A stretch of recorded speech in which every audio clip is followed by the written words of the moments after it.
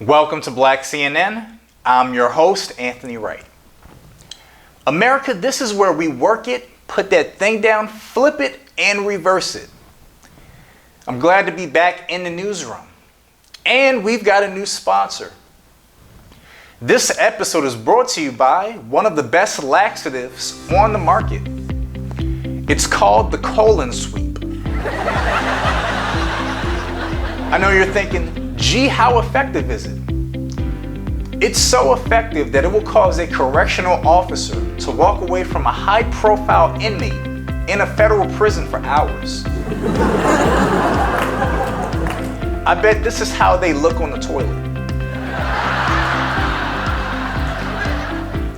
Self-driving cars are more likely to hit people of darker skin than white people.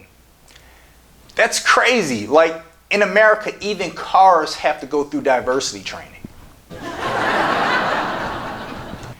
Khalifa sparks discussion after revealing she made just $12,000 as an adult film star. You know, everybody's been hating on her, but let me tell you something. I respect her. She sacrificed her tonsils for a McDonald's salary. Just to make you happy. Also, don't forget to check out the new value menu, where you can buy one Big Mac and get another one for $1. Mike Tyson says he smoked $40,000 worth of weed every month at his ranch. This is scary news. Mike Tyson stoned is dangerous.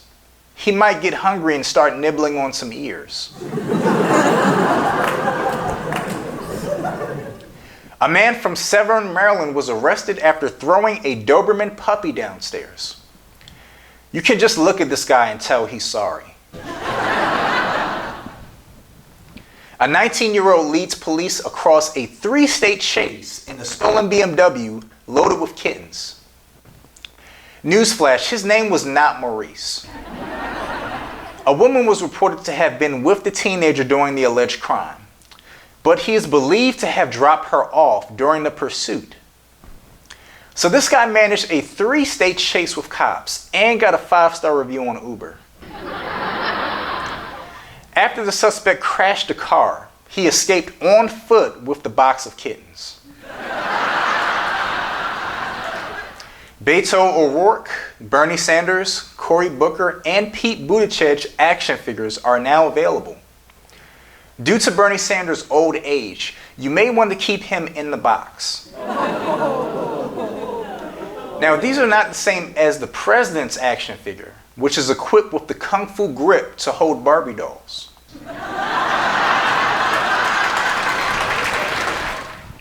Congressman Steve King questions if humanity would exist without rape or incest. You know, Steve is the grandfather that you keep your black friends away from. Plus, if we didn't have incest, then he wouldn't be alive today. Now, before I go any further, I want to acknowledge the tragedy that is the mass shootings in Dayton, Ohio, and El Paso, Texas. These victims deserve so much more than thoughts and prayers. It seems like that's all we give to people when these tragedies occur. Many of the victims in El Paso didn't even want Trump to visit them in the hospital. You know what's awkward? Trump's campaign owes El Paso $500,000 for a rally in February. You know, he's like, if you need anything, let me know. And they're like, yeah, you can pay us back the $500,000 you owe us. And now for our top story of the week.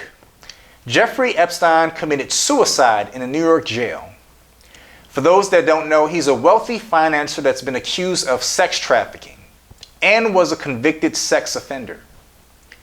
There was shrieking and yelling coming from his prison cell before he was found dead.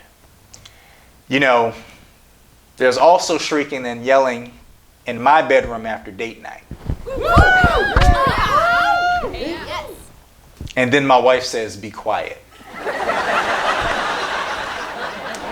Since Epstein's death was first reported, his alleged victims have expressed anger and frustration that they won't be able to see the man stand trial.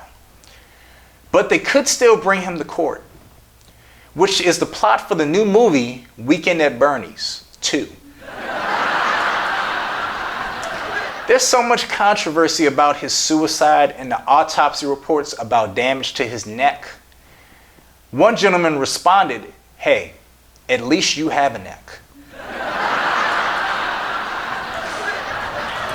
But we'll have more as the story unfolds. Until next time, I'm Anthony Wright.